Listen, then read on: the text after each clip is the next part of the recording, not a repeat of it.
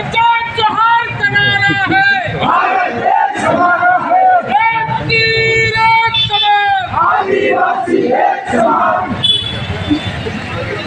आजाद जोहार का नारा है, भारत देश हमारा है, आजाद जोहार का नारा है, भारत देश हमारा है, सत्य रहेंगे, सत्य रहेंगे, भारत शरण लेके रहेंगे, सत्य रहेंगे, सत्य रहेंगे। भारत शरण लेके रहेंगे। काटा हो के जिंदा हो, काटा है भाई काटा है, काटा हो के जिंदा हो, काटा है भाई काटा है, आजाद जोहार का नारा है, भारत देश हमारा है, आजाद जोहार का नारा है, भारत देश हमारा है, आजाद जोहार का नारा है। भारत देश हमारा है, एक तीर एक कमान, आदिवासी एक समान, एक तीर एक कमान, आदिवासी एक समान। सरकार तेरी तानाशाही नहीं चलेगी, नहीं चलेगी। सभी साथियों को एक बार क्रांतिकारी जोहार। साथियों, आज हम लोग अनुसूचित क्षेत्र आरक्षण मोर्चा के बैनर तले उपखंड कार्यालय में वर्तमान सरकार द्वारा विभिन्न भर्ती परीक्षाओं में और अनुसूचित क्षेत्र के आधार पर पूर्ववर्ती सरकार और वर्तमान सरकार हमारे जो अनुसूचित क्षेत्र है उसमें 45% आरक्षण का रिजर्वेशन की व्यवस्था है। उस व्यवस्था में चाहे पूर्ववर्ती सरकार हो चाहे वर्तमान की सरकार हो, हम लोगों को पदों के ऊपर की तरह में हम लोगों को काटा गया है।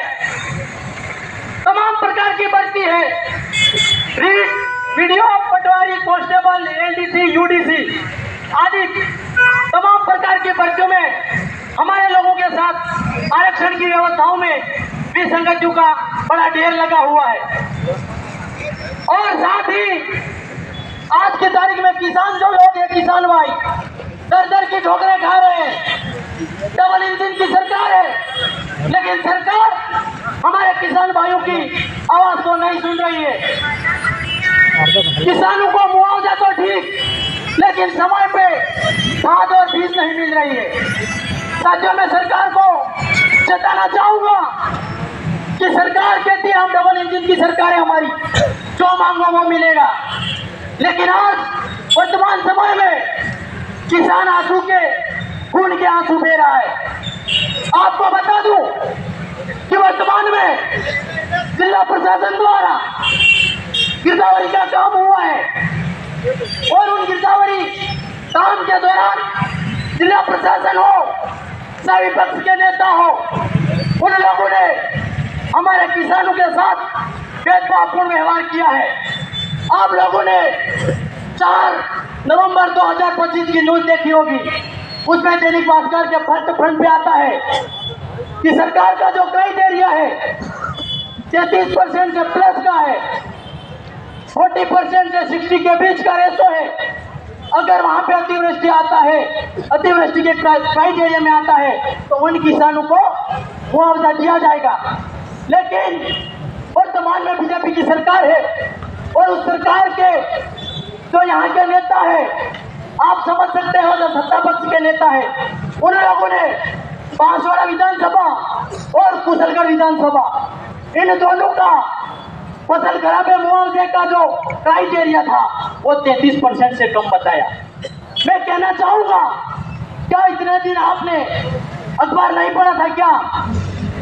कुशलगढ़ विखंड आता है, बागर अंचल के अंदर चेरापूंजी के नाम से जाना जाता है और सबसे ज्यादा बारिश का आकलन यहाँ से किया जाता है।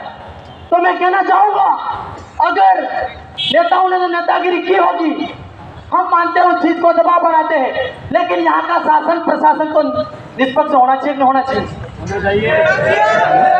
वर्तमान समय में देश का प्रधानमंत्री मोदी जी हमारे नापला एनपीसीएल मामले में आते हैं। दूसरी बात, सीएम साहब आते हैं, इन लोगों को इनके कार्यकर्ता भी नहीं मिलते हैं, तब जाके ये लोग शासन प्रशासन को अपना कार्यकर्ता बनाते हैं। सही बात है, गलत?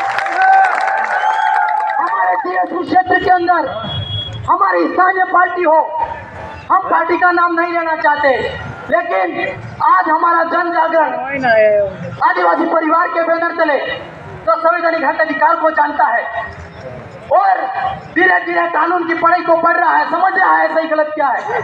और वहाँ के नेता चाहे भजन लाल जी हो, चाहे बाबूलाल जी हो, चाहे मालविया जी हो या कोई भी नेता हो जो विपक्ष की भूमिका निभाते वागड़ अंचल को खराब करने का काम कर रहे हैं। आज किसानों के साथ जो बर्ताव किया है वो कहीं कहीं भेदभावपूर्ण व्यवहार है, इसका हम उसको जवाब देना चाहते हैं। हम ये भी कहना चाहते हैं आप जितना हम लोगों का विरोध करोगे हम उतना आगे जाएंगे। दूसरी बात आपको बताना चाहूंगा, ये कोई राजनीतिक मंच नहीं है, ये सामाजिक मंच है। आपको कहना देना चाहूंगा मैं कि आदिवासी परिवार का जन जागरण करने वाले आधुनिक विषय के नाम से जाने जाने वाले भंवरदास परमार उन बंदे ने